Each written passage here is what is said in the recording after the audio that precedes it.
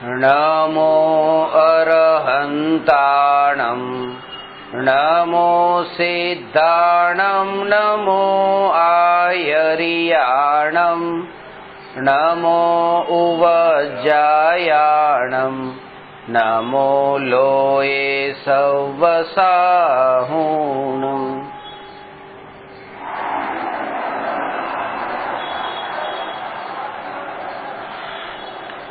प्रश्न नंबर 321। शुभाशुभ भाव हेय छे, शुद्ध भाव उपादेय छे, आटलू तो जाण्यु, विशेष जाणवाथी शुं लाभ छे?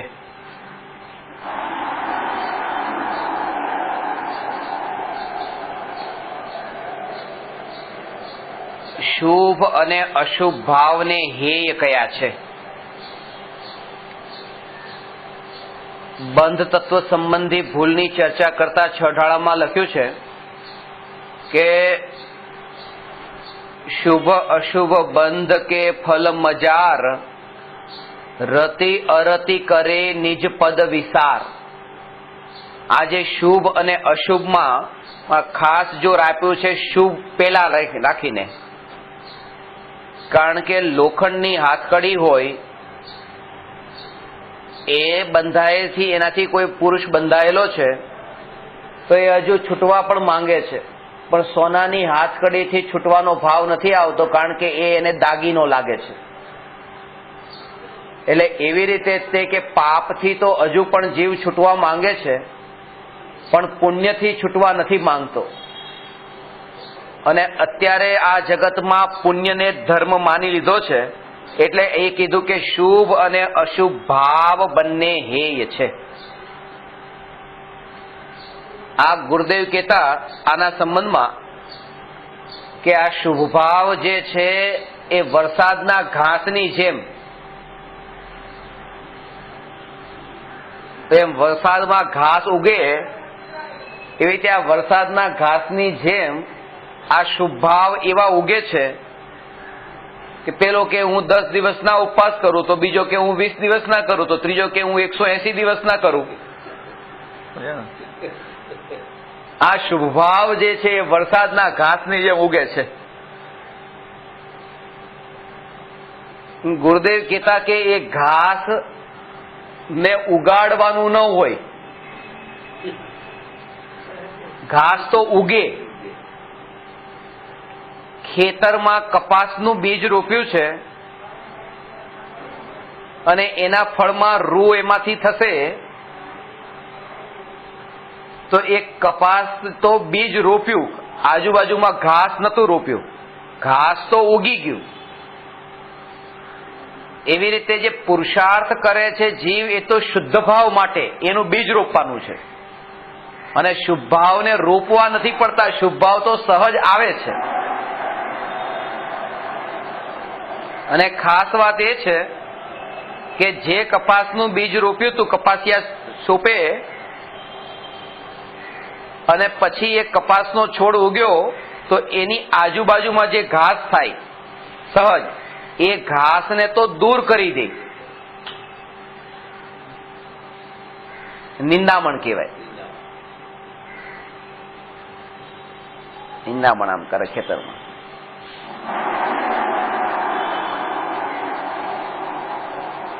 કારણ કે એક ખેડૂત એટલું બધું ધન ખર્ચીને જે ખાતર ને બધું રસાયણ ને જે બધું લાવે છે અને એ ખેતરમાં નાખે છે, હવે આટલું બધો ખર્ચો કરે કે એ વગર કારણે આ ઘાસ ન ખાઈ જાય એ ખાતરને, એટલે જે આટલી મહેનત કરીને એ બધું જ કપાસમાં જ જાય, એ આજુબાજુ જે અપ્રયોજનભૂત છે એમાં ન જાય। એટલે આના જેવું છે કે એ જે શુભ ભાવ છે એ શુભ ભાવની रुचिना कारणे आत्मानो अमूल्य एवो जे आ उपयोग ए तत ज शुभमां जाय छे अने शुभोपयोग रूप थईने परिणमे छे। त्यारे आ जे शुद्धोपयोगमां जे उपयोग स्थिर थईने परिणतिनी जे निर्मलता थवी जोईए ए नथी थती। એટલે જે દ્રષ્ટિ શુભ ઉપર જ એવી છે, પરિણતિ ઉપર જોર જ નથી। હું તમને એક એક ગ્રંથોની ગાથાઓને શ્લોક કહેતો હોઉં ત્યારે તમને અંદરમાં મહિમા ન આવી જોઈએ? હમણાં તમને આ જ્ઞાનનું પ્રકરણ બતાવ્યું, આ છૂટે છૂટું કેટલું કરીને સમજાવ્યું, તમને મહિમા ન આવી જોઈએ? કે કેટલું સરસ સ્પષ્ટ કરીને એક એક શ્લોક એક એક શબ્દ સાથે, કે આ રીતે જ આજ સુધી ઓળખાણ કરી છે. એટલા માટે તો અજ્ઞાનીઓના જાળમાં ફસાઈ ગયા હતા, કે જેને તર્ક અને યુક્તિ ને સમજદારી વાપરીને તમને બહુ સારું સમજાવ્યું અને તમે એને જ જ્ઞાની માન્યા. હજી પણ યાદ રાખજો કે તમને સ્પષ્ટ બહુ છૂટું છૂટું કરીને સમજાવે છે એટલે તમને એની મહિમા ન આવે. એ આત્માની પરિણતિની નિર્મળતાના બળ પર મહિમા આવે તો આવે, કારણ કે પરિણતિની નિર્મળતામાં પુરુષાર્થ ગર્ભિત છે અને આ છૂટું છૂટું કરીને તમને સમજાવે છે એમાં એનો ક્ષયોક્ષમ જ્ઞાન ગર્ભિત છે. પરિણતિ, આ જોર કયા ઉપર આપણે આપીએ છીએ એ ખાસ મહત્વનું છે. બસ તો બાર જેમ પેલા કપડા દેખાતા હતા એની મહિમા કરી તો એ ધર્મ હતો. તો એવી રીતે તે 12માં ક્ષયોક્ષમ જ્ઞાન દેખાય તમે એની મહિમા કરો તો આ કોઈ મહિમા નથી. તો 12માં જે 12માં દેખાય એની શું મહિમા? એ તો મહિમા તો એ કે જે નથી દેખવામાં આવતું, જે અંદરમાં છે.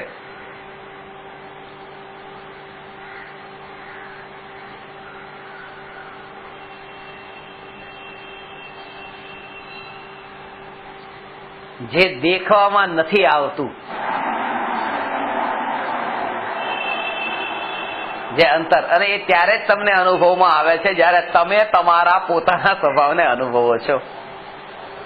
તમારી નજર ત્યાં સ્વભાવ ઉપર નથી, બીજાની પરિણતિ ક્યાં પકડમાં આવે? તમે તમારી પરિણતિના ઉપર પણ વિચાર નથી કર્યો કે આ પરિણતિ કયા કયા વિષયો તરફ ઢળી રહી છે, કયા કયા વિષયોમાં પરિણતિ ઢળે છે. વિચાર પોતે જ નથી કર્યો.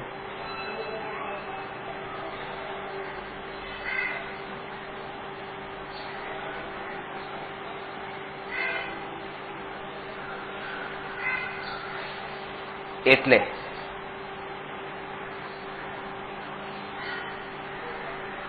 આ શુભાશુભ ભાવને હે કયા છે, શુદ્ધ ભાવને ઉપાદેય કયા.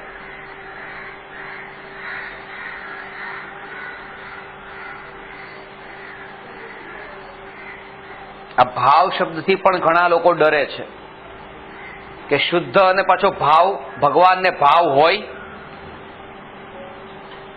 ભાવ ત્યાં થોડો હોય એમ, કારણ કે જેને આજ સુધી શુભ અને અશુભ ભાવ સિવાય બીજા કોઈ ભાવનો અનુભવ જ ન કર્યો હોય એને તો એમ જ લાગે કે ત્યાં પછી ભાવ કેવી રીતે હોય. ભાવ રહિત થઈ ગયા, અને ભાવ રહિત થઈ જાય તો જડ થઈ જાય.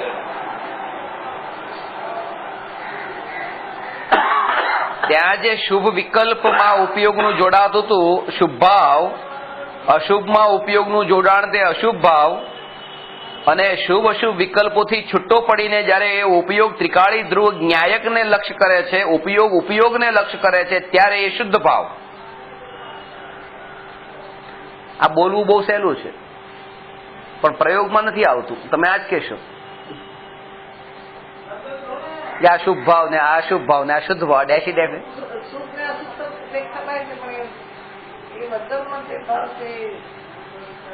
એ શુભ અશુભ દેખાતા હોય પણ ત્યારે દેખાતા હોય ત્યારે અંતરમાં એ એવા નથી દેખાતા.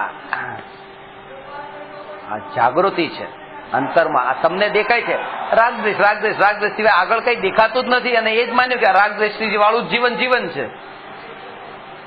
આપણે હાઈવે પરથી પસાર થઈએ ને ટનલ જે છે, ટનલ માંથી આપણે નીકળતા હોઈએ તો અંધારું છવાઈ ગયું છે, તો ડર લાગે છે અરે અંધારું અરે મરી ગયા, હવે તો શું થશે, હવે શું થશે? ખબર છે હમણાં 10-20 સેકન્ડ, 20 સેકન્ડ, અડધો મિનિટ, 1 મિનિટમાં બહાર જ નીકળવાનું છે ને. એટલી જાગૃતિ છે કે નહીં?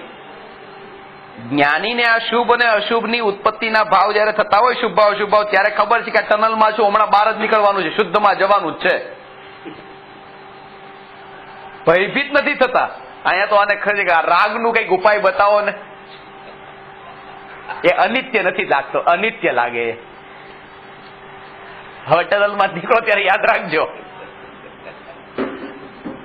કારણ કે હમણાં હું નીકળ્યો ત્યારે મને આ વિચાર આવ્યો.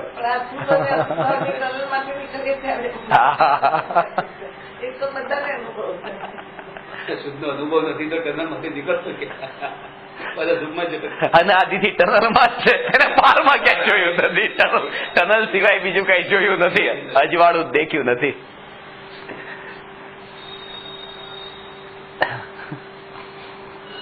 અજવાળું દેખ્યું નથી.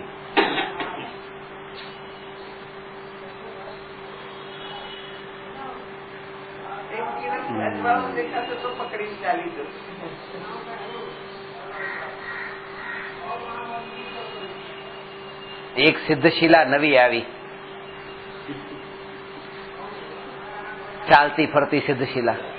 આટલા સિદ્ધશિલા તો હતી, અંદરમાં અનંત સિદ્ધોનો વાસ હતો. આ અનંત પરમાત્મા અમાર છે. નિગોદિયા જીવ પણ આ સિદ્ધ પરમાત્મા છે. સર્વ જીવ છે સિદ્ધતમ. અને જ્યાં એ વસે આ સિદ્ધશિલા, એમ આ સિદ્ધશિલા એવું સાક્ષાત એમ લાગે કે તે સિદ્ધશિલામાં જેમાં ઓ ભગવાન અનંત, એ રીતે અનંત પરમાત્મા અહીંયા બિરાજમાન છે. અનંત પરમાત્મા જેને આ ચામડું નથી દેખાતું, જેને અનંત પરમાત્મા આ દેખાણા. એક નહીં પાછો, આ એક તો પંચેન્દ્રિય ની વાત કરી, આ તો અનંત જીવો અનંત પરમાત્મા ત્યાં હાજર છે. આ તો વિચારમાં નથી આવતું. કોણ અજ્ઞાની આનો વિચાર કરે છે? તો બેક્ટેરિયા નથી એ તો ત્રસ પાછા બીજા કેટલાય છે, પાછા માંસની અંદર, લોહીના અંદર, થૂકમાં, કપમાં, મળમૂત્રમાં, બધામાં જીવો તો અસંખ્ય ત્રસ જીવો છે.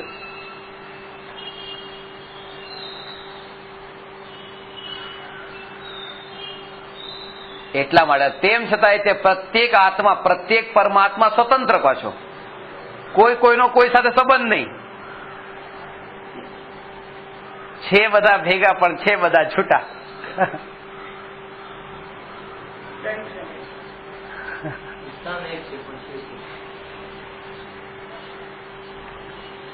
આ વાત છે.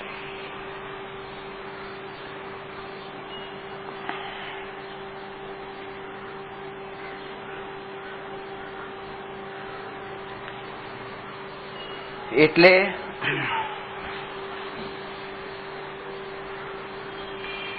કે જે અશુભ ભાવ છે એ અશુભ ભાવ અને શુભ ભાવને હેય કયા છે, અને શુદ્ધ ભાવને ઉપાદેય. આટલું તો જાણ્યું. વિશેષ જાણવાથી શું લાભ છે? કે વિશેષ જાણવાથી એ લાભ છે, વિશેષ એટલે શું? કે શુભ અને અશુભ ભાવ જ્યારે આત્મામાં ઉત્પન્ન થાય છે ત્યારે શુભ ભાવની ઉત્પત્તિના કાળે જે શુભ ભાવ રૂપે થયો નથી, અશુભ ભાવની ઉત્પત્તિના કાળે જે અશુભ ભાવ રૂપે થયો નથી, અને શુદ્ધ ભાવ પણ થાય તો જે શુદ્ધ ભાવ રૂપે થતો નથી. કારણ કે થયો નથી ને એટલે થતો નથી ભવિષ્યમાં. એવો ત્રિકાળી ધ્રુવ ભગવાન આત્મા જે આ અનિત્ય પર્યાય રૂપ જે ભાવ છે એ ભાવથી જે ભિન્ન છે, એ ભગવાન આત્માને જાણ્યા વગર આ શુદ્ધ ભાવ પ્રગટ થાય કેવી રીતે? એટલા માટે આ વિશેષ જાણવું જરૂરી છે. આ વિશેષ એટલે ખાલી જાણી લીધું કે શુભ અશુભ એ છે, શુદ્ધ ઉપાદેય છે, બસ આટલું જાણી લીધું. પણ આ ભાઈ આ બધા ભેદોના અંદર પણ એક અભેદ રહેલું છે, એ વિશેષ જાણવું જરૂરી છે. કે આ પર્યાય અનિત્ય છે, એનાથી જુદું દ્રવ્ય નિત્ય છે. આ બધું ખાલી પર્યાયને જાણી લીધી કે અશુભ ભાવ, શુભ ભાવ, શુદ્ધ ભાવ, તો કઈ શુદ્ધ થઈ ગયા? એ જાણ્યું કે અશુભ ભાવ તે પર્યાય છે,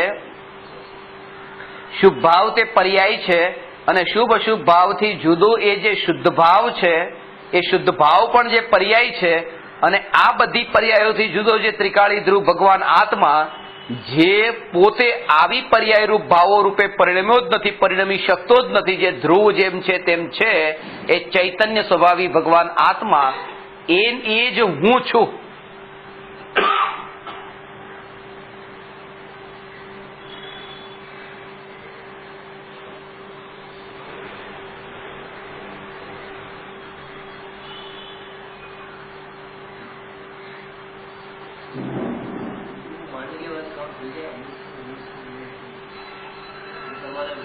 શું કામ કરવાનું રહ્યું પછી? તમારા હાથમાં કરોડ રૂપિયા હોય, તમે કીધું કે હું કરોડ રૂપિયા મારા હાથમાં રાખું તો કરોડપતિ થઈ ગયો. હવે તમારે કરોડપતિ થવાની મતલબ શું? કરોડ રૂપિયા હાથમાં આવી ગયા, પતી ગયું.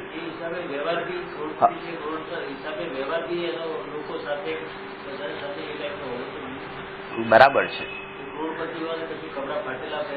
એ અત્યારે આ જમાનામાં આમ જ કરવાનું, નહીં તો કરોડ લૂંટાઈ જાય પાછા.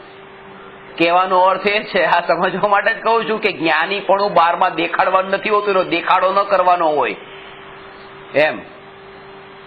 વાણીઓ તો એને કહેવાય કે લાખ રૂપિયા કમાવાનો પછી બીજા લાખ એક કમાવાનો તો એક થીગડું વધારે કપડા ઉપર મારે,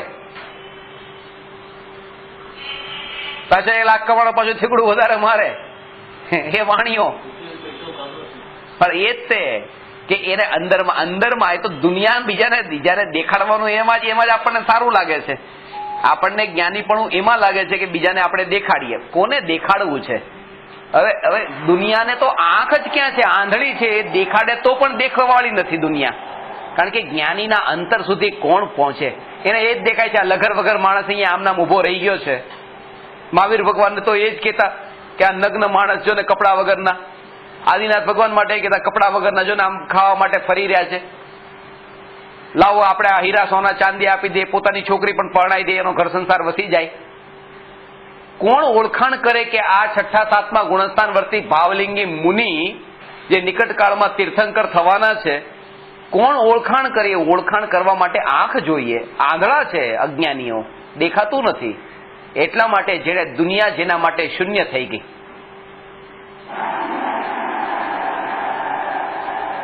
દુનિયા તો આ દુનિયા છે. પેલું ગધેડાનું નથી આવતું, તમે આ બહુ જૂની કહેવત સાંભળે, ગધેડાને બાપો ને દીકરો જતા હતા.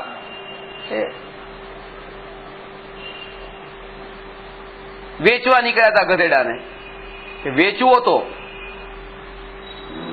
અને ચાલતા જતા કે તો 3 ગધેડા જાય છે. એક તો ગધેડો છે પણ 2 ગધેડા જ છે સાથે સાથે ચાલે. આટલી અક્કલ નથી? ગધેડો છે નીચે ચાલે, 2 ઉપર બેસે તો કે જો આ ગધેડા જેવા જ છે. થોડા દયા વગરના જો ને આ કઈ 2 ઉપર બેસી ગયા. બાપો બેઠો કે દીકરાઓ કે છે કે દીકરો કેવો છે? નિર્દયી. જો ને બાપા કેવા નિર્દયી છે, દીકરાને બેસાડી દીધો, નીચે ચલાવ્યો, દીકરો ઉપર બેસી ગયો. તો કે બસ આ કળિયુગ આવી ગયો. જો હવે દીકરો ઉપર બેઠો ને બાપા હેઠે ચાલે. આ 4 વાત ઉપર સાંભળ્યું, પછી રેવાયું નહીં. પછી કે એક જ કામ કરો કે ગધેડાને જ આપણે ઉચકીને ચાલો. તો ગધેડાને લીધો માથા ઉપર. ગધેડો તડફડ્યો થોડો, કારણ કે આવું તો ક્યારે થયું જ નતું. ગામના છોકરાઓ પણ પાછળ દોડ્યા હતા કે આ શું ચાલે છે. નદીના કિનારા પુલ ઉપરથી પસાર થતા હતા. અત્યારે છોકરાઓ હો કરતા હતા. ગધેડાને વધારે ભય લાગ્યો, સીધો ઉછળીને સીધો નદીમાં પડ્યો, મરી ગયો. નીકળ્યા હતા ગધેડો વેચવા માટે, ખાલી હાથ ઘર પાછા આવ્યા. દુનિયાની કોઈની અપેક્ષા નથી કે આ કોણ છે ને આ કોણ છે ને આ કોણ છે. કોની સામે બતાવવા માંગે કે હું જ્ઞાની છું? એ કોઈ વ્યક્તિ ટોળામાં મળેલું જે રત્ન હોય, રસ્તામાં ક્યાંક પડ્યું હતું, રત્ન મળી ગયું, એ મળેલા રત્નને લઈ લીધું ત્યાંથી, અને લઈને પછી પોતાના ઘરે આવ્યો તો એ દરવાજો બંધ કર્યો, રૂમ બંધ કર્યો, અને પછી પોતે ખોલીને જોયું, અને એકલો એને ભોગવે છે દેખીને. એ ત્યાં રસ્તા વચ્ચે બધાની સામે આમ નથી જોતો.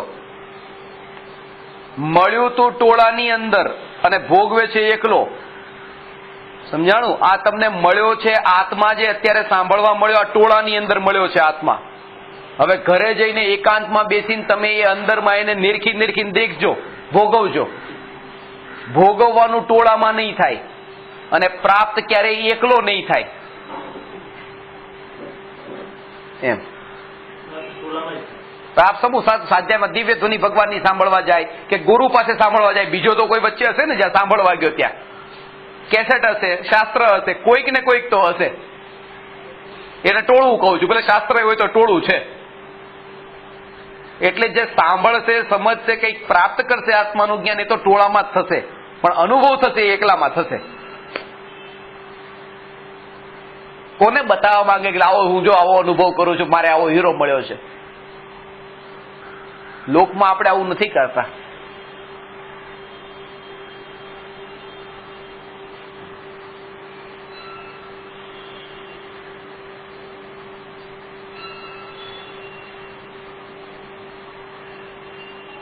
આ અંદરની વાત અલૌકિક વાત છે. કોની સામે બતાવવું અને બતાવવાનું પ્રયોજન શું? બતાવવાનું પ્રયોજન શું? આ માથાકૂટ બતાવવાનું છે એટલે માત્ર, બાકી ન બતાવવાનું તો શું છે? ક્યાં કોઈને કહેવાનું છે? અંદરમાં એટલે તો ટોળાની વચ્ચે આવવામાં વધારે રસ પડે છે. દીક્ષા પાળવામાં એટલો રસ નથી, પણ આશીર્વાદ આપવામાં વધારે રસ છે. એ આશીર્વાદમાં જેટલો રસ છે એટલો આ દીક્ષા પાળવામાં નથી.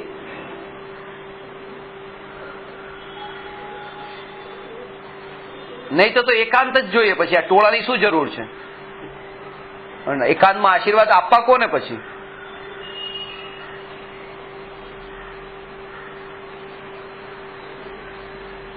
કે તો આહાર માટે તો પછી ટોળામાં તો આહાર માટે આવી જવું, પછી નીકળી જવું. પણ તોય તે ગમે તો ગામ જ છે, શહેર જ ગમે છે.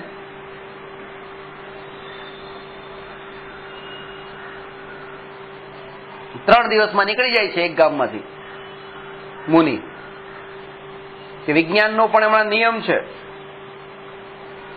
એક પરીક્ષણ થયું હતું એમાં. એક જગ્યા ઉપર વધારે તમને નવી જગ્યાએ 3 દિવસ ઊંઘ ન આવે. એમ નવી જગ્યા હોય તો 3 દિવસ ઊંઘ ન આવે. ચોથા દિવસે ગમે એવું હોય આવી જાય ઊંઘ. સમજાણું ને? ગામડા અંદર હોય, નાના ઘરમાં રહેતા હોય ત્યારે પછી 3 દિવસ સુધી એમ લાગે ક્યાં મુંબઈ તો ક્યાં ગામડામાં આવી ગયા, પણ ચોથા દિવસે બધું સેટ થઈ ગયું હોય. ચાલો ઠીક છે.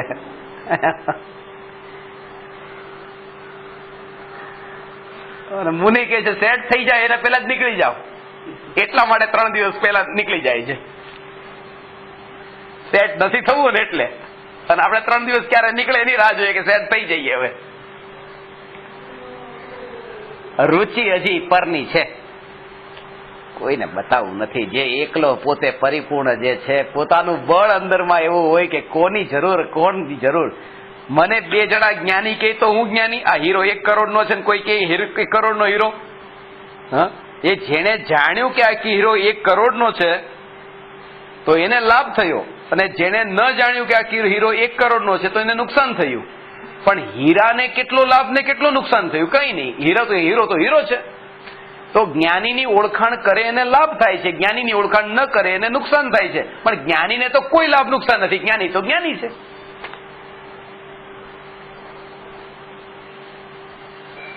સમજાણી વાત? આના કારણે લાભ નુકસાન નથી. એમ તમે એને જ્ઞાની જાણો કે ન જાણો. હા, બીજો કોઈ જ્ઞાની જાણે કે ન જાણે. આનો અર્થ શું કીધો? હવે જ્ઞાનીના દ્રષ્ટાંત આપ્યું ને, તમને કીધું કે આ પર્યાયમાં એટલે કે એમ જાણે કે આ જ્ઞાની છે તો એ જાણે કે આ જ્ઞાની, તો એને લાભ. અને જાણ્યું કે આ જ્ઞાની નથી તો એને નુકસાન. પણ જ્ઞાનીને તો કઈ નથી આ બધાથી. જ્ઞાની તો જ્ઞાની છે. આનો ભાવ શું છે? ભાવ એ છે કે જે જ્ઞાનની પર્યાય ત્રિકાળી ધ્રુવ જ્ઞાયકને જાણે છે કે આ જ્ઞાયક છે, તો એ જ્ઞાનની પર્યાય પછી એની સાથે પછી સુખની પર્યાય, એ સાથે પરિણતિ નિર્મળ, એ બધી પર્યાયોને લાભ થાય છે. જો પર્યાય દ્રવ્યનો આશ્રય લે તો પર્યાય સુખી થાય છે. જો પર્યાય દ્રવ્યનો આશ્રય ન લે તો પર્યાય દુઃખી થાય છે. પણ દ્રવ્ય જે છે એ તો પર્યાય આશ્રય લે કે ન લે, એ તો સુખ સ્વરૂપ જે છે તે તો છે. એ જ્ઞાની તે તો જ્ઞાની છે. આનો અભાવ છે. આમનો સવાલ જે વિશેષ સુખ વિશેષ જાણીએ કે શું કેવી રીતે થાય કે આવી રીતે પોતાને શુદ્ધ સમજવાથી ફાયદો. દરેક સમયે એ પોતે જ્ઞાની એટલે કઈ નથી, એ અસ્થિરતામાં પણ સ્થિર જ છે. કોઈ પણ સ્થિતિમાં કે સ્વભાવની નજીક જઈને જેને જોયું છે એને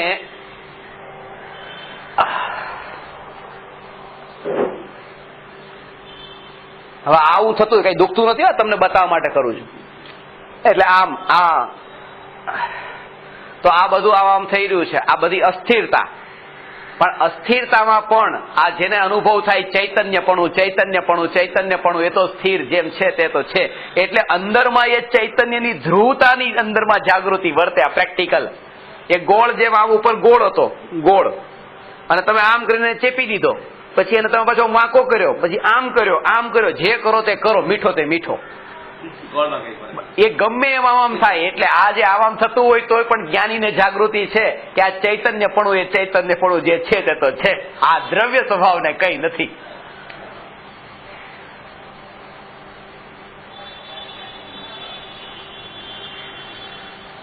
તમે કીધું આ તો બહુ સરસ વાત કીધી, મજા આવી ગઈ. હવે ગમે તેમ કરે રાખો બસ કસરત, કારણ કે બસ ચૈતન્યપણું છે, એમાં રસ પાછો પેલાનો ન હોવો જોઈએ. કારણ કે આ વાત રૂચે છે કેટલાય ને પાછી, એટલા માટે કે ચલો આ બધું કરવાની છૂટ. હવે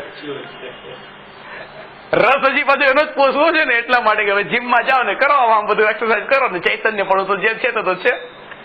આ રુચિ અને શરીરના એક પરમાણુને બચાવવાની રુચિ નથી, એવા જીવને જ્ઞાયકના દર્શન થાય. આ તો ઉદય અનુસાર એક પરમાણુના, એક જગતના અંદર એક પરમાણુને પણ મારી પાસે લાવ બચાવી રાખવું એવી રુચિ ન હોય, એવા જીવને જ્ઞાયકના દર્શન થાય. બધું દાવ ઉપર લગાવ્યું છે ને. હા, નહીં તો 609 હોત, આ 608 ન હોત.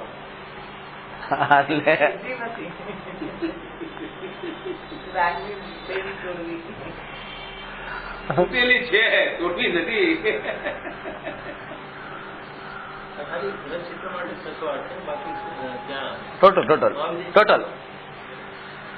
ટોટલ જ નિયમ છે સંસારથી મોક્ષનો. મોક્ષમાં ખાલી 608 જીવનું ઇમ્પોર્ટ થાય છે, પછી ક્યાંથી એક્સપોર્ટ થયું એ ન જોવાય. અને નિગોદમાંથી 608 એક્સપોર્ટ થાય છે, ક્યાં ઇમ્પોર્ટ થયા એ ન જોવાય. હા, તમને એ રીતે સમજાય તો વધારે સમજાય, કારણ વેપારી રહે ને પાછા એક્સપોર્ટ ઇમ્પોર્ટ સમજાય. ઇમ્પોર્ટર જ છે, પોતે જ ઇમ્પોર્ટ થયેલા છે ને. એક સાથે નથી કીધું, ચોથા કાળમાં ગયા. અને ચોથો કાળ એટલે 6 મહિના નતો, એ ચોથો કાળ 42,000 વર્ષ માઇનસ 1 કોડાકોડી સાગરો પમનો હતો.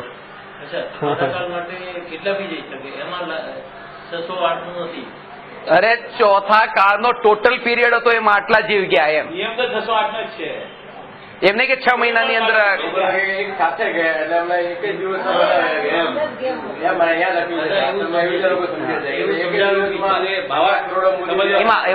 એમાં મોટી મિસઅન્ડરસ્ટેન્ડિંગ ત્યાં થાય. એનું કારણ એ છે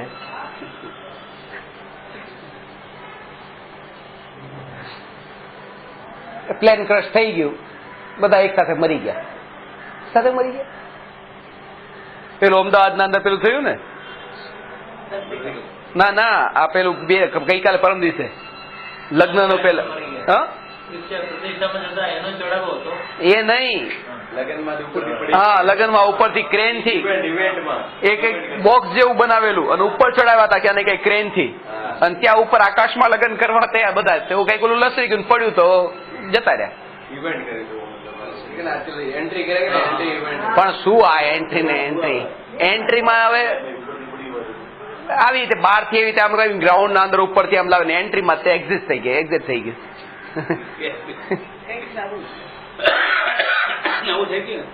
આ નવું કરવું હતું. નવું શું નવું? આ લોકો પતંગ હોટલમાં જમવા જાય ને ત્યારે ફરતી હોટલ, એમાં શું મજા, ફરતી શાંતિથી ભાઈ બેસીને પછી મને આ કે પાછા અસ્થિરતામાં સ્થિરતાનો અનુભવ કરે. અમદાવાદમાં છે એક ભાઈ, આ ટોપિક ઉપર જ્ઞાન છે જ્ઞાયક તક વાંચીને પતંગ હોટલમાં ફરે ઉપર, અને કે હું તો આ વખતે એ જ યાદ કરું, આ અસ્થિરતામાં પણ સ્થિરતાનો અનુભવ. મેં બહુ સરસ જગ્યાએ ઘટિત કર્યું. તમે કીધું બહુ સરસ ઘટિત કર્યું. અંદરથી જો થતું હોય તો બહુ સારી વાત છે. બસ તમે તમારા પરિણામોને જાણો.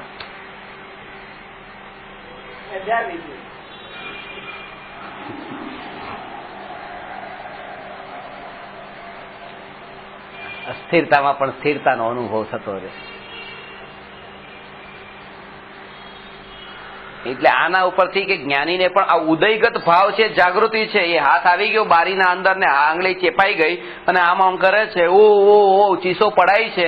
પણ એ સમયે જાગૃતિ છે કે જેવી રીતે આ ઘર મારું નથી, આ બારી મારી નથી, એવી રીતે તે આ હાથ મારો નથી, અને આ પીડા થઈ રહી છે કે ઓ દુખ્યું. એ પીડા ને એ દુઃખ પણ મારું સ્વરૂપ નથી.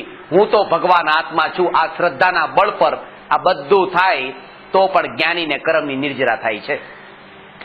એવું થાય તો બી તો બી તો પછી એવું કરે છે આમ કરે છે એટલું નોલેજ હતું કચરાઈ ગયું પછી આમ કરવાની દબાવવાની હાયા કરવાની એ છે. તમે અમેરિકામાં ફરી રહ્યા છો અને ત્યાં તમે કચરો નાખતા નથી રસ્તા ઉપર, એ તમારું છે અમેરિકા? તમારા ઘરમાં કચરો ન કરો બરાબર છે, અમેરિકામાં શું કામ નથી કરતા? કરો ને. મારું નથી તો પણ ત્યાં આવા ભાવ આવે છે કે નહીં? આને ગંદુ નથી કરવું. એટલે જરૂરી નથી કે જે આપણને ભાવ આવતા હોય એ મારું માનતા હોઈએ તો જ આવતા હોય. આજે દુખ્યું મારું માનીને, એ મારા માનવાના કારણે નહીં, એ તો હજી રાગ જે એટલો છે એના કારણે આ થયું છે. મોહ નથી, મિથ્યાત્વ છૂટી ગયો, દર્શન મોહ છૂટ્યો છે, ચારિત્ર મોહ બાકી છે. આ બધું જુદું જુદું ના થઈ જાય ત્યાં સુધી. હા, શ્રદ્ધા અલગ વસ્તુ છે, ચારિત્ર અલગ વસ્તુ છે. પૂરેપૂરી હું તમને આ નથી કહેતો, આમ તમને શ્રદ્ધા નથી એમ કે હું તમારી આંખ નથી ફોડવાનો, આંખ શું કામ બંધ કરી દો છો? આમ કર્યું તો આંખ બંધ કરી દીધી. શ્રદ્ધા પૂરી છે કે ભાઈ તમારી આંખ નહીં ફોડું, કારણ કે તમારી ફોડી તો પછી મારી પાછી બે છે કે નહીં, બચાવવાની છે. તમને શ્રદ્ધા છે કે નહીં ફોડે તોય બંધ થઈ જાય છે. આ શ્રદ્ધા છે અને તોય બંધ થઈ જાય છે, એટલા માટે આ ચારિત્રની નબળાઈ. અને શ્રદ્ધા તો પાક્કી છે કે નહીં ફોડે. આ બે વસ્તુ અલગ અલગ છે. શ્રદ્ધા અલગ છે, ચારિત્ર અલગ છે.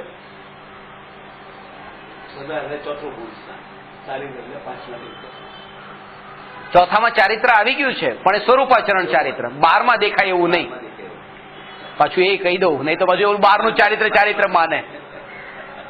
હવે ધનરાજભાઈ ક્યારેક જ પકડમાં આવે છે. પુષ્પાબેન તો આવી જાય પકડમાં વારંવાર. હા છે. સ્વરૂપાચરણ ચારિત્ર તો લાગતું જ નથી પાછું, પેલું જ ચારિત્ર લાગે, ચારિત્ર પછી આવે. અરે જેને સ્વરૂપમાં સ્થિરતા, અનંતાનુબંધી કશાયના અભાવના નિમિત્તથી સ્વરૂપમાં જે સ્થિરતા થઈ અને અનંતાનુબંધી ક્રોધમાન માયાલોક છૂટ્યા, અને દર 6 મહિને એકવાર નિર્વિકલ્પ અનુભવ થશે, એવી જે પરિણતિની નિર્મળતા, આ ચારિત્ર તો ચોથા ગુણસ્થાનમાં પણ છે. એ સ્વરૂપાચરણ ચારિત્ર.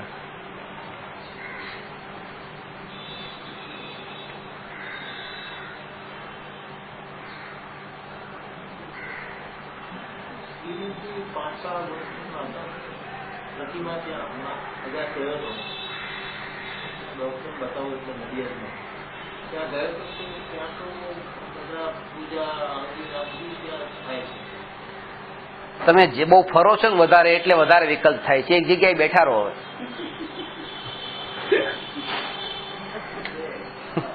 આ એટલા માટે કારણ કે હજી તમને બધું રૂચે છે, બધું રૂચે છે.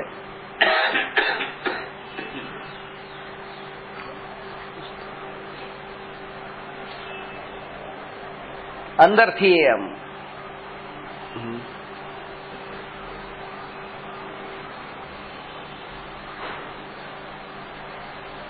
દુનિયામાં શું ચાલી રહ્યું છે એ મારું કામ નથી, મારે એ બધી જવાબદારી મેં ઠેકો લીધો નથી.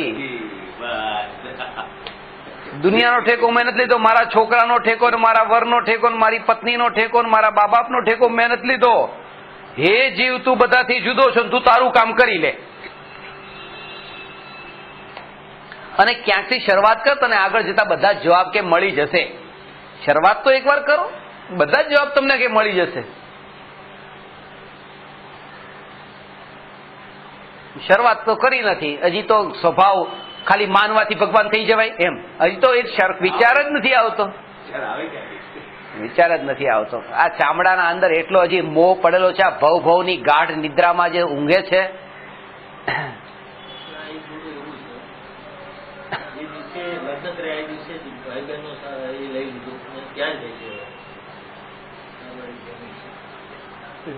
એમાં તમારે શું લાભ થયો?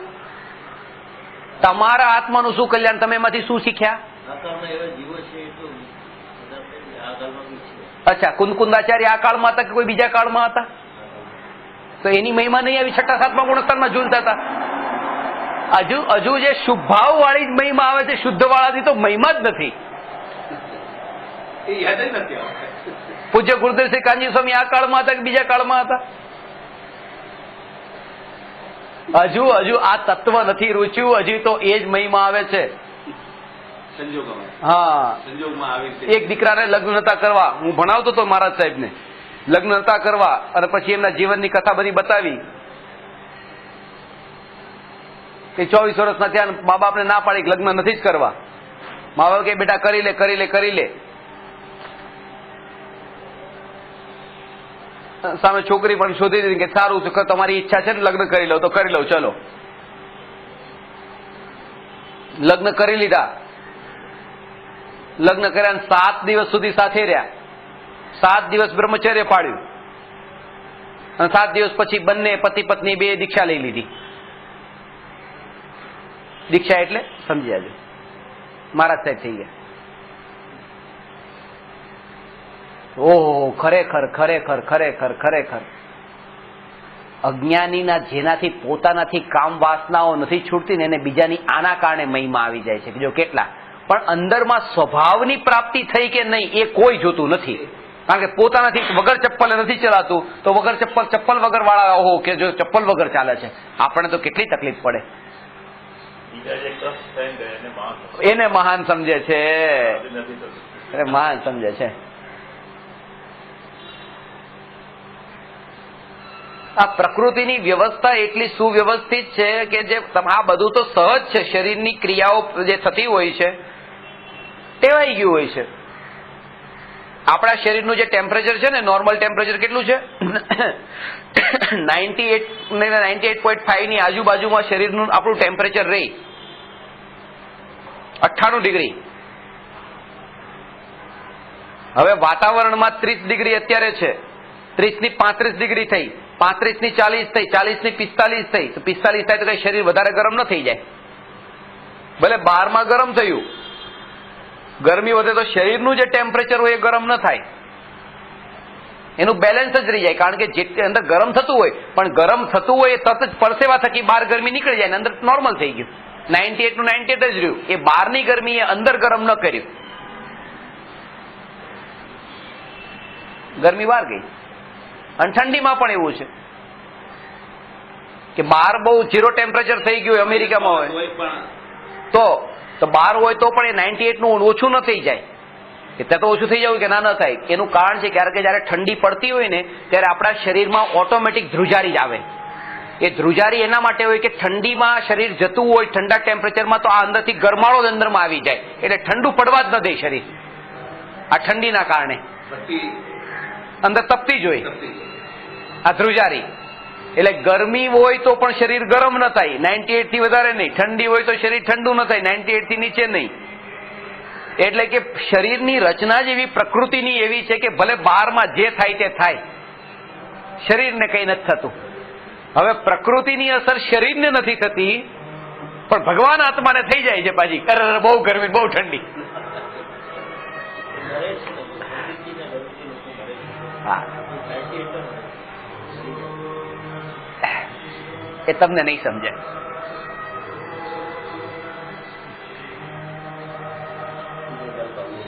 હે ઉદય અત્યારે નથી સમજાય, અત્યારે નહીં સમજાય. નહીં તો પાછા ડરી જશો કે આવા ક્યાં તમે આશીર્વાદ આપો છો, તમને નહીં સમજાય, ક્યારેય નહીં સમજાય. કે સમજાશે સમજાશે. જાગતો જે ઉભો છે તે ક્યાં જાય, જરૂર પ્રાપ્ત થાય. ક્યાં જશે, ક્યાં જશે? અહીંયા જ આવવું પડશે, ગમે ત્યાં જાય. અહીંયા એને મારી પાસે નહીં, અહીંયા એટલે અંદરમાં પાછો. નહીં તો કે જો કેટલું અભિમાન કરે છે, અહીંયા જ આવવું પડશે. કે તમારા અંદરમાં જ ડૂબકી લગાવવી પડશે. આ વાત છે.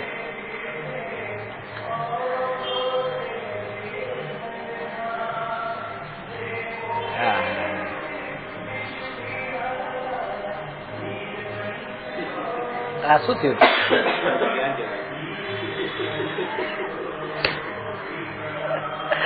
આ જ્ઞાન સત્તા સ્વરૂપ હાજર છે, જેને નિર્ણય કર્યો કે આ કઈક થયું. એ જ્ઞાનની અનુભૂતિ થાય, જ્ઞેયની અનુભૂતિ ન થાય.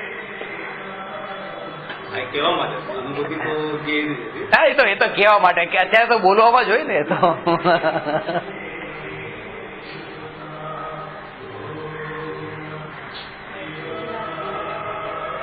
યાદ જરૂર આવે આવે કઈ અનએક્સપેક્ટેડ થાય ને યાદ આવે યાદ હા યાદ આવે.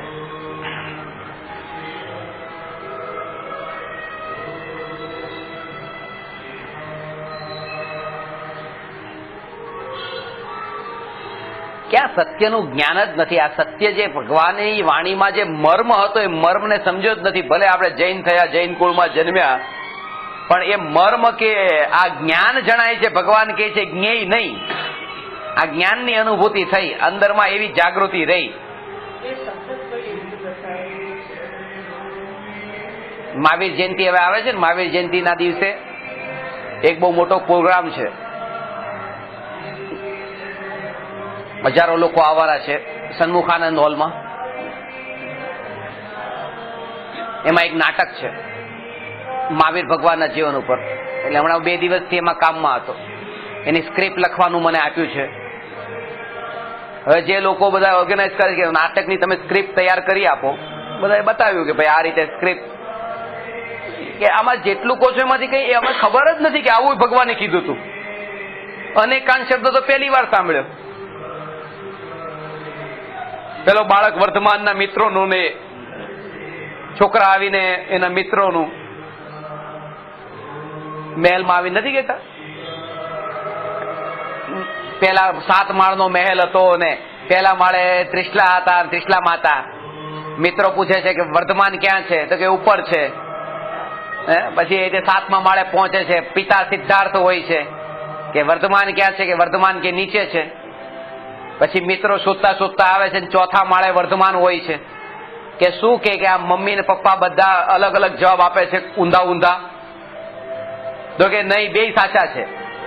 મમ્મીની માટે હું ઉપર હતો, પપ્પાની બરાબર પર છે નીચે હતો. આનું નામ અનેકાંત છે. કોઈ ખોટું નથી, બધું જ બરાબર છે પોતપોતાની રીતે. કોઈ અપેક્ષા આ અનેકાંત.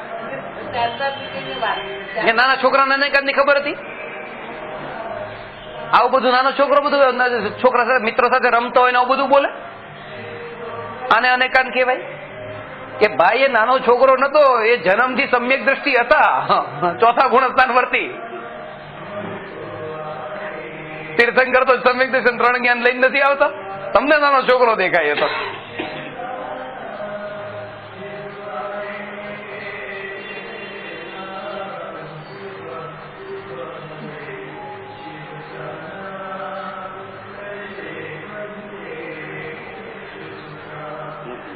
એટલે અનેકાંત સ્યાદવાદના, નિશ્ચય વ્યવહારના બધા સિદ્ધાંતો આ જ્ઞાન જણાય છે. ભગવાને આ આત્માથી પરમાત્મા થવાનો ઉપદેશ આપ્યો, નરથી નારાયણ થવાનો ઉપદેશ આપ્યો, પશુથી પરમેશ્વર થવાનો ઉપદેશ આપ્યો, જીવથી શિવ થવાનો ઉપદેશ આપ્યો. હે તત્વ એ ચોકી ગયા કાલે કે આ શિવ આપણામાં. અરે કીધું ડરો નહીં, આમાં શું, શિવનો મતલબ મોક્ષ છે.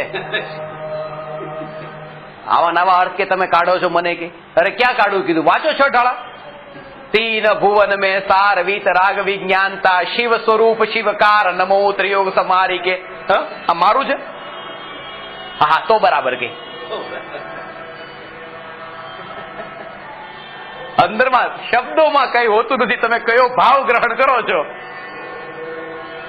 નમસ્કાર કરું છું મુક્તિ રૂપી લક્ષ્મીને, ઓમ નમઃ શિવાય. એ મુક્તિ રૂપી લક્ષ્મી, ઓમ નમઃ શિવાય.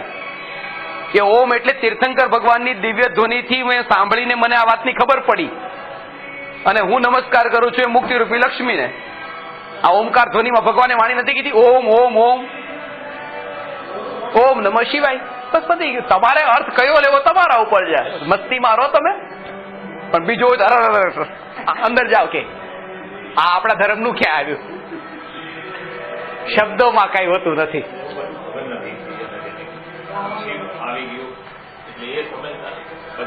મેજોરિટી જેમાં યુઝ થાય છે ને આ શબ્દ એના કારણે થઈને લોકના અંદર જે શબ્દનો ઉપયોગ જે થતો હોય આપણે એવા રૂપે જેનો અર્થ લેતા હોઈએ.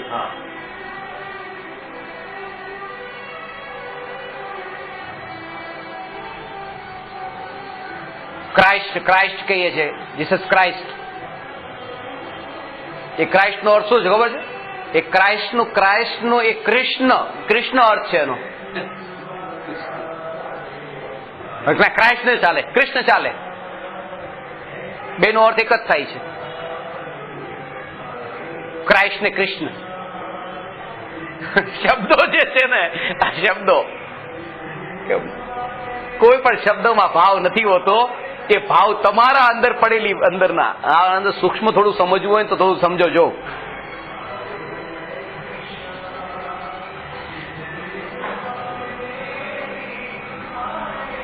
હું જયારે તમને એમ કહું કે ત્રિકાળી ધ્રુવ ભગવાન આત્માનો અનુભવ કરો તો શું થતું હોય છે? આને હવે સમજો કે આ જે વાણી છે એ વાણી એ તમારા કર્ણેન્દ્રિયના સાથે એ જે આ કાનના પ્રદેશો છે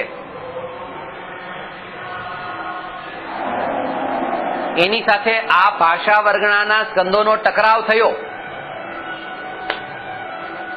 એનાથી તમને અંદરમાં જેવી એ વાણી તમારા અંદર ટકરાણી કે એ વાણીને લઈને જે અંદરમાં ભાવ પડેલો હતો ઓલરેડી, એ ભાવ ત્યાં ઉભો થયો. સમજો આ વાતને, સૂક્ષ્મ છે, બહુ સૂક્ષ્મ છે. આ બીજી વાર ત્રીજી વાર સાંભળજો ત્યારે સમજાશે.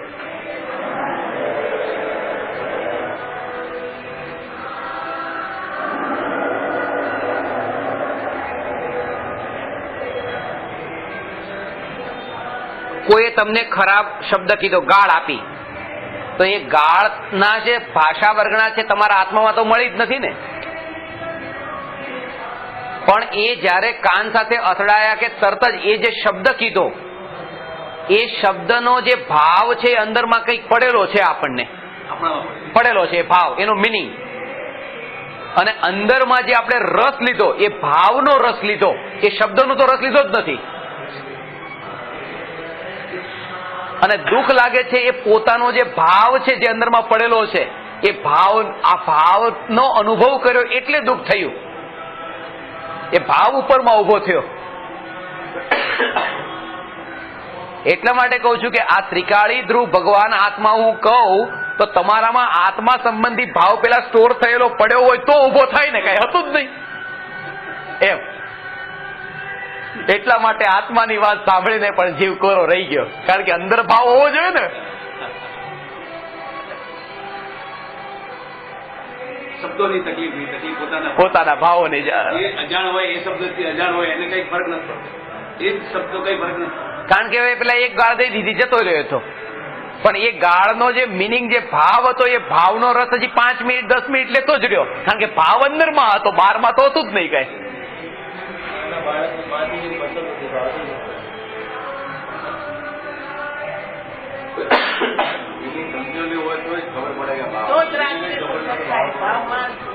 ભાવ એટલે જેને અંદરમાં, આ જે અંદરમાં પડેલા ભાવ હોય છે ને, એને કહેવાય છે ઊંડે ઊંડે પડેલા ગાઢ સંસ્કારો.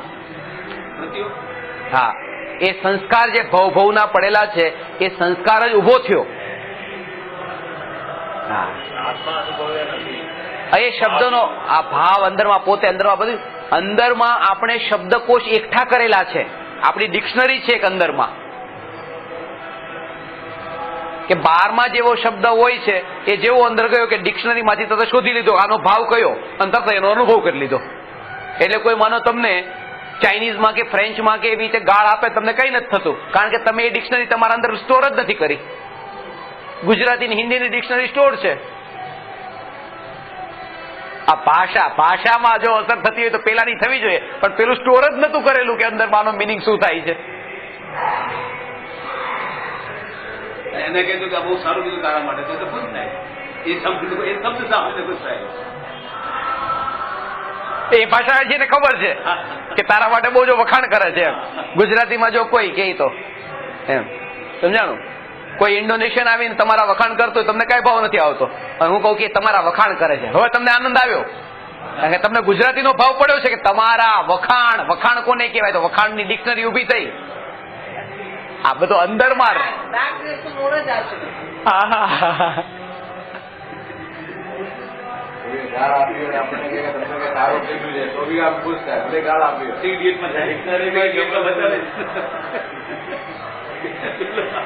હા? Three Idiots પિક્ચરમાં આવી રીતે જ છે. એને કીધું કે આ લખીને આપી, સ્ક્રિપ્ટ લખીને આપી કોઈએ, એને કઈ ખબર હશે કે શું બોલે. પછી એને કીધું આ બધું વખાણ છે, એ બોલે બધા હશે જ. ના, હા, બસ. બોલે તો બી હશે કે આ તારા વખાણ કર્યા છે આમ ખબર ન હોય, અંદર પડેલો ન હોય, ગુજરાતી મરાઠી કેવી રીતે ખબર પડે છે. તકલીફ પોતાના ભાવની છે, પોતાના સંસ્કાર. બસ એ શબ્દોની છે.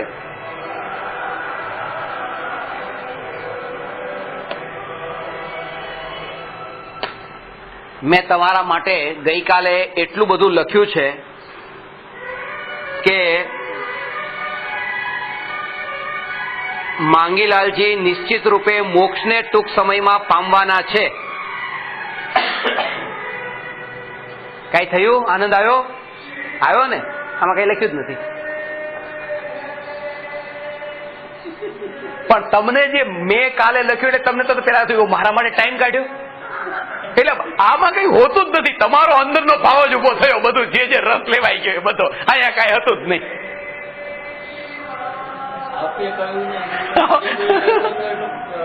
એટલે ખબર પડે ને તમને, હજી ઉમંગ ના આવે.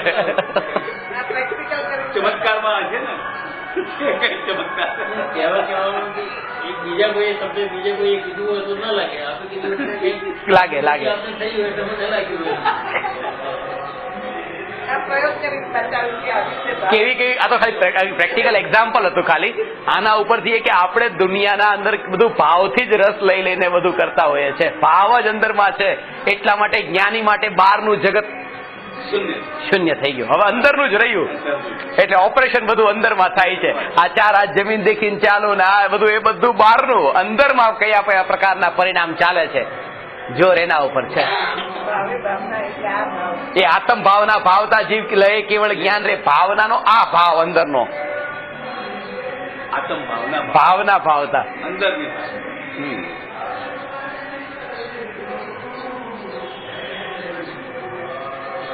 ઘણા કે તો એ આત્મા ખરેખર એ તમે જે કહો છો એ જ ભાવ હશે આત્માનો જ. એમ કે એ આત્મા વગર તો સમ્યક દર્શન નથી થતું. કેવળ જ્ઞાન થાય કેવી રીતે? એ જ આત્માની વાત છે. આત્મ ભાવના એટલે કોઈ બીજો આત્મા નથી. જાણે ગીત ગણગડ્યું હોય એવું ગીત ગણગડે તો એમને એમ જ લાગે.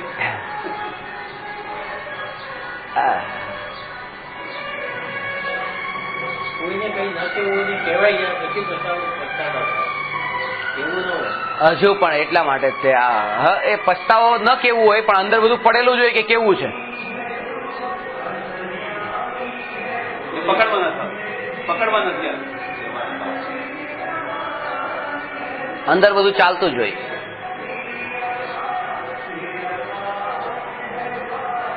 અને જોર એનું જ હોય કે જે તમારે કહેવાનું જોર વધારે હોય, એ જ બહાર નીકળ્યું.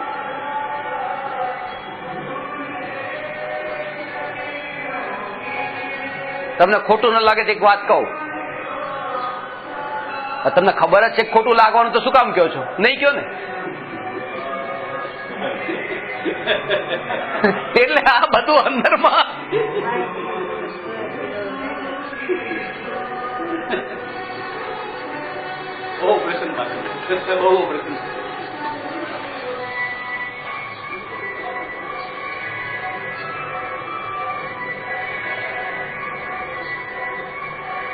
ખોટું લગાડવું નથી અને પછી કેવું છે પાછું.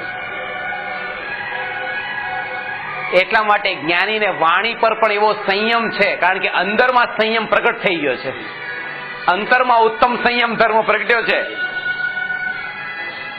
પર્યુષણ 6થો દિવસ યાદ આવ્યો ને? કયો? શું કયો? શું નામ? સંયમ. એ પર્યુષણ 6થો દિવસ સંયમ એ ખબર પડી. પણ ઉપયોગમાં સ્થિર થવું એ સંયમ, એમાં 6થો દિવસ ક્યાંય નથી. એ પહેલા જણાય આપણને. પહેલા પર્યુષણ જણાય છે. હું સંયમ કહું, પછી તપ કહું, પછી ત્યાગ કહું, અકિંચન્ય કહું, બ્રહ્મચર્ય કહું તો ત્યાં જણાય છે. 8મ 9 ને 10મ ને 11સ ને એવું બધું. અહીંયા સ્વભાવ જણાવવો જોઈએ. આ બધું અંદર સૂક્ષ્મ રૂપે આ બધા ભાવોની ખબર પડે ને કે ક્યાં બધું કોને આ જીવે ધર્મ માન્યો છે.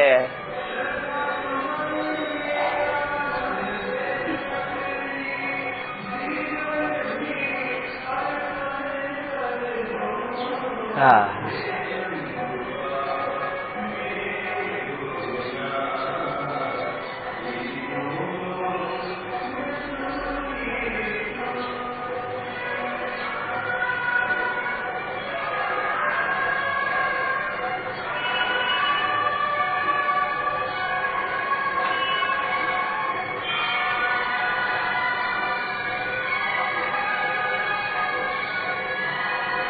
બીજા ઉપર પરિવર્તન કરવાનો ભાવ, 10,000 નું બંડલ પડ્યું હોય, સવારે મોર્નિંગ વોક કરતા એને લેવાનો ભાવ આવે, એમાં મહાનતા નથી. લઈ લે એમાં મહાનતા નથી, પણ સ્વભાવનો આશ્રય લઈને સ્વભાવના બળ પર નજર પણ એના ઉપર ન જાય એ મહાનતા.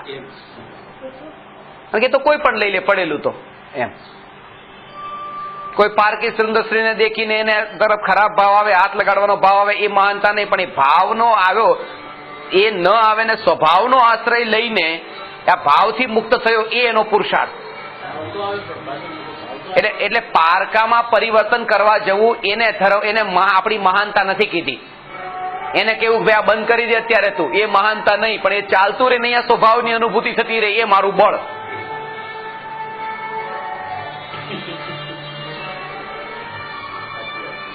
અને આવો અભ્યાસ અહીંયા નાની નાની ઘટનામાં ન થાય. આ તો હજી અવાજ છે, હજી ગાળ તો કોઈ નથી દીધી ને, તો ગાળ ક્યારે સ્વીકાર થશે? આ સ્વીકાર નથી થતું તો રાત્રિ ભોજન કરતા હોય તો પાપ હોય છે. સવારના પાલનું કરવું છે, એના ભાવ રાતના કરીએ કે આ ભાવ બનાવવું છે, આ બનાવવું છે, પતી ગયું.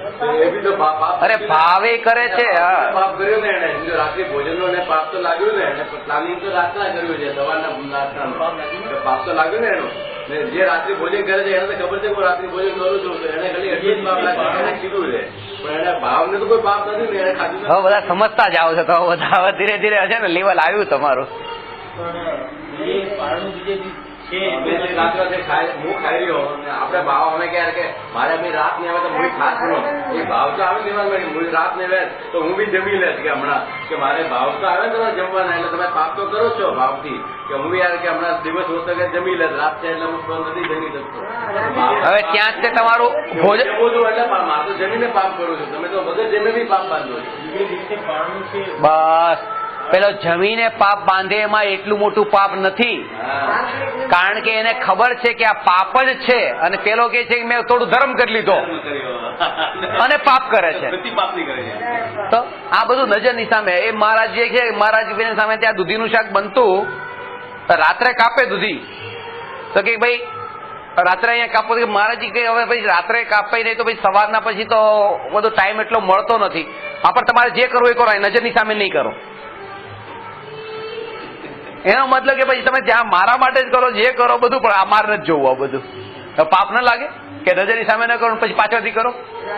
પાપ તો લાગે ને, પાપ તો એમના છે મારા માટે બને છે. બીજે દિવસે પારણું કરવાનું છે તો નક્કી છે, તો એ વિચાર તો આવશે જ કે બીજે દિવસે પારણું કરવાનું. એટલા માટે તે કે બીજા દિવસે પારણું કરવાનો વિચાર આવે છે, એ જીવને ઉપવાસ નથી. જેને ઉપવાસ છે એને તો ખબર નથી બીજા દિવસે શું, એને તો ખબર જ નથી. આ તો બીજા જયારે વિકલ્પ ઉઠ્યો બસ પછી આ લીધો. ન થાય તો પછી એમ માનો કે અત્યારે નથી થઈ શકતું, પણ આનું નામ ઉપવાસ છે. એટલે હાકાર તો આવે, હા તો પાડો, આ ઉપવાસ આવો અત્યારે થતો નથી.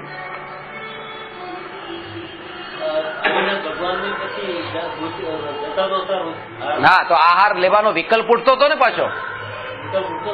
હા ન લીધો પણ બરાબર છે, નહીં એનું કારણ છે તમારે આહાર લઈ લેવો છે.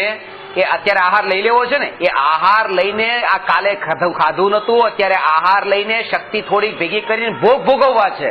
અને આદિનાથ ભગવાનને આહાર લઈને સ્વભાવમાં લીન થવું છે. કેટલો ફરક છે કે ત્યાં અંદરમાં ડૂબકી લગાવવાની છે હવે. અને અહીંયા તો આને સંસ્થાની થોડી તાકાત નબળાઈ આવી ગઈ હતી, લાવો થોડોક દુકાને જઈ શકું. તો એમણે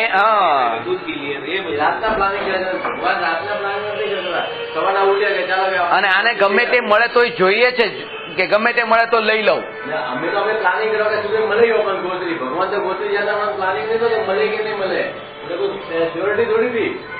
અને પ્લાનિંગ અમારે વિડીયો બનાવી દઈ કે રાત જો બનાવી દઈ 5 મિનિટ છેલ્લે ડિસ્કશન કરી લઈએ આપણે. બધા શિવાજી દોરી હતી. હા આ પ્રશ્ન લઈ લો, ડિસ્કશન છેલ્લે કરી લઈએ.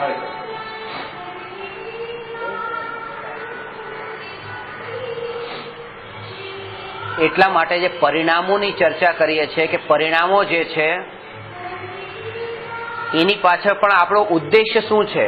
આદિનાથ મુનિરાજને એ રીતે જો ગમે તે લઈ લેવું હોત તો ગમે તે ખાઈ લે, જેમ બીજા 4000 મુનિઓએ ખાઈ લીધું જેવું હતું એવું, અનગ્યા નરકે. તો એ વિવેક તો હતો ને કે શું જમવું ને શું ન જમવું.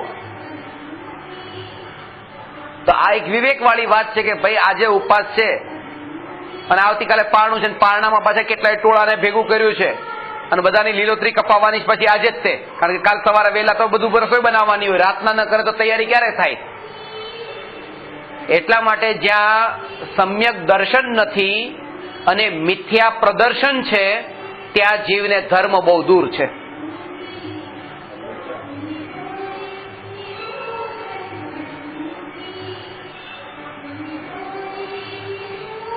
ખબર નથી રહેતું, ભૂખ લાગે છે, ખાવાનું પડ્યું હોય પણ યાદ નથી રહેતું, તો એ સહજ ઉપવાસ થઈ ગયો.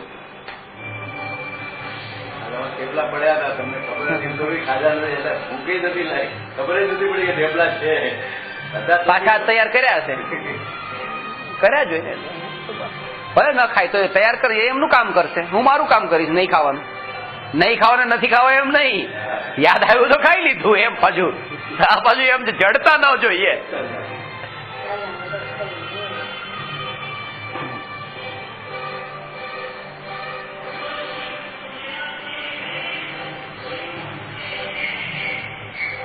એ એમની દ્રષ્ટિએ બિલકુલ બરાબર. આ ભૂમિકામાં એને જો આવા ભાવ, આટલા પણ ભાવ ન આવે તો એ જીવમાં પેલી માનવતા નથી. દરેક જીવને પોતાની ભૂમિકા, એમ નથી કીધું કે આ ભાવ આવે, પણ આ ભાવમાં જિંદગી બરબાદ કરવા જેવી નથી. જિંદગી બરબાદ કરવા જેવી નથી. આ શુભ ભાવ છે, એ શુભ ભાવ હેય છે, ત્યારે પણ જાગૃતિ વર્તે. એ થેપલા બનતા હોય તો થેપલામાં જાગૃતિ વર્તે. આ કોણ ખાવાનું છે? હું ખાઈશ કે ગુરુજી ખાશે? કે આત્માએ તો આજ સુધી ખાધું જ નથી. અંદરમાં જે સ્વભાવનું લક્ષ્ય હોય અને વ્યવહારમાં વ્યવહારની ક્રિયાઓ ચાલતી હોય, બહારમાં અંદરની જાગૃતિ એ હોય, સ્વભાવ અંદરમાં પોતે પોતાની મસ્તીમાં એ થેપલું વણાતું હોય ત્યારે આ અસ્થિરતાના કારણે સ્થિરતાની અનુભૂતિ જાણનાર જાણનાર જાણનાર જાણનાર તો છૂટ છે તમને, નહીં તો નહીં. નહીં તો નહીં, નહીં તો નહીં જોઈએ. એ જાગૃતિ સાથે તમે 20 થેપલા બનાવી આપો તો છૂટ છે, નહીં તો એક થેપલું નહીં જોઈએ. પોતે ભોગવતો જાય તે તો બીજા હું નથી ખાતો નથી. એ તમને દેખાણું ને, જે અર્થી ને ફૂલથી શણગારી છે, બહુ સારી છે, બહુ સારી છે, પણ એના પરિવારજનો માટે તો એ છે એટલો શણગાર છે, પણ એ તો બધો દુઃખ જ છે. એ તો દુનિયાને દેખાય કે જો ને કેવી શણગારી. મળદાને શું છે?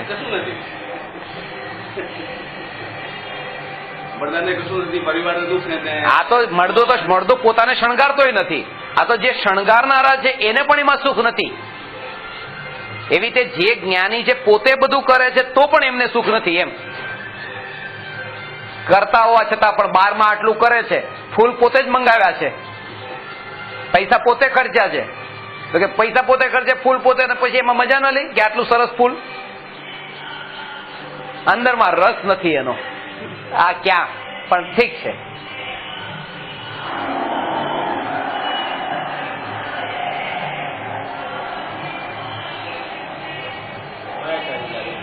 હે માયાચારી પૈસા આપે, ફૂલ મંગાવે પછી રસ ન લે, માયાચારી. તમારા ઘરે આવો તમે મને કહો છો કે નહીં? આવો, તમારું ઘર છે, શરમાતા નહીં. અને 100 રૂપિયાનો સ્ટેમ્પ આપીને તમને સિગ્નેચર કરવાનું કહું કે લખી આપો મારા નામે, તમે નથી લખી આપતા તો માયાચાર નથી કરતા. ત્યાં માયાચાર ન કહેવાય. આ અજ્ઞાનીઓની વચ્ચે આવા પ્રકારનો જ વ્યવહાર થતો હોય છે. નહીં તો આ વ્યવહાર લખે જ નહીં કુંદકુંદાચાર્ય કે આ વ્યવહાર છે ને નિશ્ચય અલગ છે, વ્યવહાર અલગ છે. એ પોતે વ્યવહાર કરતા નતા તો વ્યવહાર બતાવ્યો. વ્યવહાર કોણ કે નતા કરતા? વ્યવહાર કરતા હતા. આ સમયસાર લખ્યું ક્યાં લખ્યું? એ લખ્યું એ વ્યવહાર નતો. સમયસાર લખ્યું એ જ વ્યવહાર હતો. એક એ ભૂમિકાનો વ્યવહાર હતો. ભરત ચક્રવર્તી યુદ્ધ કરતા હતા, એ ભૂમિકાનો વ્યવહાર હતો. અને વ્યવહાર છોડવા યોગ્ય છે, એનો મતલબ યુદ્ધ છોડવા યોગ્ય છે. લખવું લખાવવું બધું છોડવા યોગ્ય છે.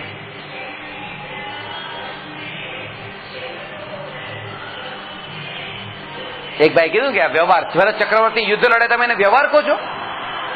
વ્યવહાર કરતા હતા એ? યુદ્ધ લડાઈ લડવા જેવું વ્યવહાર છે?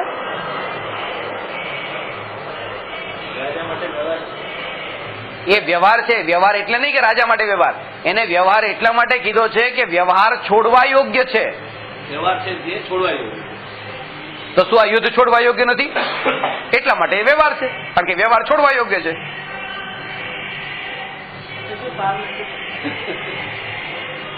પકડાશે. જાગતો જીવ ઉભો છે, ક્યાં જશે? જરૂર પ્રાપ્ત થશે. આ અઠવાડિયાનું ચિંતન કરજો, હોમવર્ક. જાગતો જીવ ઉભો છે તે ક્યાં જશે? જરૂર પ્રાપ્ત થશે. ગભરાવાની જરૂર નથી.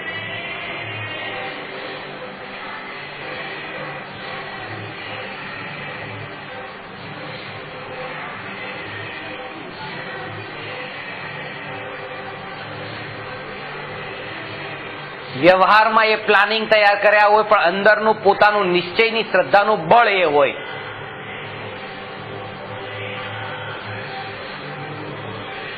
તમે ઘરથી અહીંયા સુધી પધાર્યા, વચ્ચે કોઈ તમને બીજા રસ્તે લઈ જાય તો તમને હવે જવું પડ્યું. તમને અંદરમાં એમ લાગ્યું ઘરે જો ક્યાં જતા ક્યાં નીકળવું પડ્યું, પણ એમ ન લાગે. એ પણ સમયે જાગૃતિ છે કે આ પણ બધું લખાયેલું જ હતું, આમાં અલગ રસ્તે નથી ગયા, આ બરાબર જ હતું. અયોગ્ય કઈ ન લાગે તમારા કોઈ આ નિશ્ચયમાં એમ હોય કે બરાબર રસ્તે જ ગયો છું. અને વ્યવહારમાં પેલી વ્યક્તિને ફોન કરીને કહી દો માફ કરજો હું આવી ન શક્યો, અલગ રસ્તે જવું પડ્યું મારે. આ વ્યવહાર આવો છે. ત્યાં એમ નહીં કહેવાય કે હું બરાબર જ ગયો છું.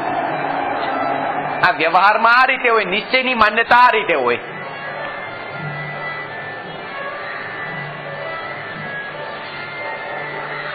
વ્યવહાર આવવો જોઈએ. ક્ષમા કરજો, તમારું આપેલું વચન મારું તમને પૂરું ન થયું કે ગુરુજીના દર્શન કરવા છે, કરાવીશ.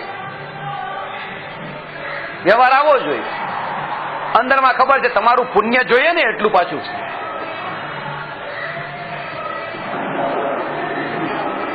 એ પુણ્ય જોઈએ એના માટે. સારું તો 2 કલાકની બદલે 4 કલાક ભણાવી દેજો, થોડું પુણ્ય ભેગું કરી લઈએ. આવા જીવના દર્શન ન થાય 2 ના 4 કલાક. એ તો સહજ ક્યારેક, આ તો એના માટે આંખ જોઈએ. હજી કહું છું, તીર્થંકર ભગવાન નતા મળ્યા? મુનિ મહાન કે તીર્થંકર ભગવાન પણ મહાન, પણ આંખ નથી ઓળખવા માટેની. હા, હજી ઓળખવા માટે આંખ નથી. હજી એ આંખના અંદર કઈક કચરો પડેલો છે. આંખ તો છે કે ક્યાંક ને ક્યાંક હજી ઊંધું સીધું દેખાઈ જાય છે, ખટકે છે કંઈક ને કંઈક. ખટકે છે કે હું પોતે જ પરમાત્મા છું, આવું બોલું ત્યારે ખટકે છે. હે, આવું માનવા થઈ જવાય? આ વાત હજી ખટકે છે. આંખ હોય તો બરાબર દેખાઈ જાય કે બરાબર હું પરમાત્મા છું, પણ આંખમાં કઈક હજી પડેલું છે પેલાનું. બસ, તો તમારે હજી કઈ કરવું છે? હજી કરવાનો તો રસ પડ્યો છે, અને પરમાત્મા માનવાનો ભાવ હોય ન માની શકે. એટલા માટે જેને હજી આ બધા પ્લાનિંગ કરીને બેઠા છે, હજી આ છોકરાને ધંધે લગાડવો છે, હજી આમ કરવું છે, હજી આમ કરવું છે, જેને ખબર છે કે અત્યારે હું અહીંથી આ ઉભો થયો અને અહીંથી તમારી સુધી પહોંચ્યો એની પહેલા જ અહીંથી આત્મા નીકળીને બીજે ગયો તૈયાર છે. આ તમે આટલા સામે છો, પણ અહીંથી હું આમ ઉભો થયો અને એવી તૈયારી હોય કે તમામ હું ગમે ત્યાં જવા તૈયાર છું. આવું એક ડગલું માંડે ત્યારે એની તૈયારી હોય કે 3 લોકના કોઈ પણ પ્રદેશ પર જાય એવી તૈયારી. એને જોઈ શકે જેને ચૈતન્ય સ્વભાવનો આશ્રય હોય. ક્રિયા ચાલતી હોય, તમારા તરફ આવતો હોય પણ તૈયારી અંદરની હોય, એને કહેવાય મોતને ગળે લગાડીને ચાલે છે. પ્રભુ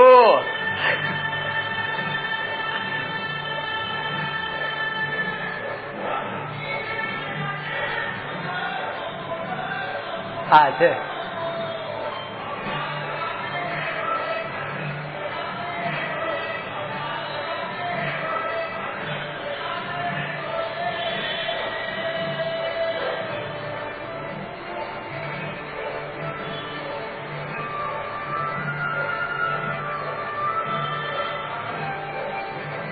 તીર્થંકર ભગવાનનો યોગ થાય, થયો ભૂતકાળમાં પણ, તો મુનિઓનો નહીં થયો હોય, થયો પણ આંખ નથી ને, ચામડાની આંખ દીધી,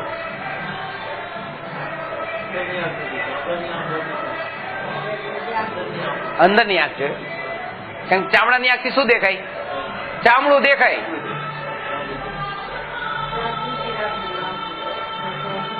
ચામડું દેખાય ને ચામડાની આંખથી ચામડું દેખાય. ગઈકાલ નતા કોફી પી લો, મૂડ ફ્રેશ થઈ જશે તમારો. આમ થોડા આમ થાકેલા આમ કોફી પી લો, કોફી પી લો. ચામડાની આંખથી જોવે પણ એને ચામડું જ દેખાય કે અરે આ જો ને બીજા લગર વગર આજે થાકેલા લાગે છે, થાકેલા.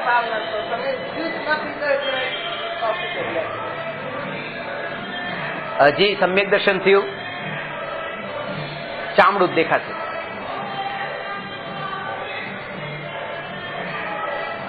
અંદરનું દેખાય જ નહીં.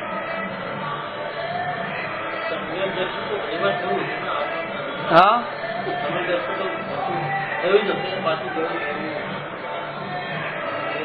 મોક્ષમાં એકાદો આંટો મારી આવ્યા છો ને તમે તો. આનો મતલબ એ કે કારણ સમ્યક દર્શન પછી તો મોક્ષ પાક્કો છે. સમ્યક દર્શન એનો કહેવાનો અર્થ એ છે કે સમ્યક દર્શન થઈ ગયું હોય પણ એના લક્ષણ દેખાતા નથી.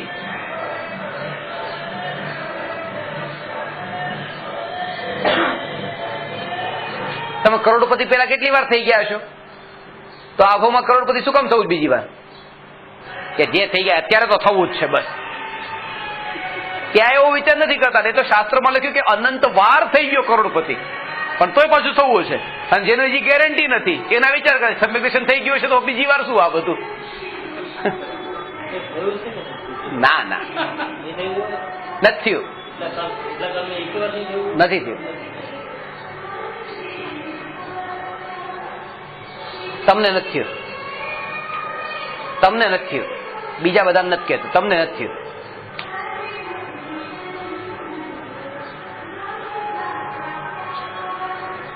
બોલો, તમારો આવો સવાલ છે તો તમને નથી થયું. જેનો જેનો આવો સવાલ હોય નથી થયું. થયેલું હોય 11મા ગુણસ્તંભથી નિગોદમાં જતો રહે છે. નિગોદમાં શ્રદ્ધા મિથ્યા દ્રષ્ટિ થઈ ગયો નિગોદીઓ.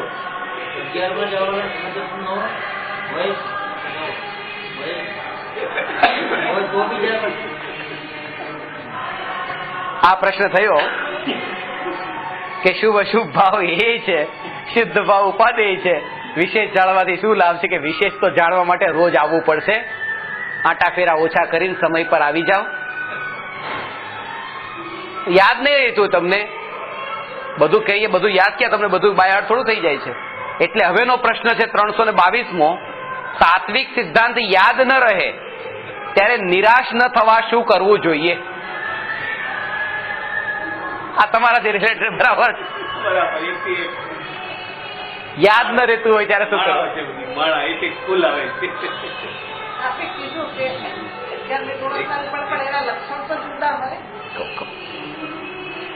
નમો અરહંતાણમ નમો સિદ્ધાણમ નમો આયરિયાણમ નમો ઉવજ્જાયાણમ નમો લોએ સવસા